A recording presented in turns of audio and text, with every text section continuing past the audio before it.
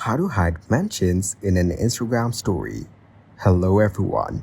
In this video, I will show you how to hide mentions in an Instagram story. First, open the Instagram app on your mobile device. Once logged in, go to the home screen and swipe right to add a story.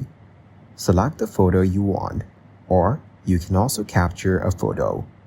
Then tap on the sticker icon on the top line. Here, you will find the mention option and tap on it.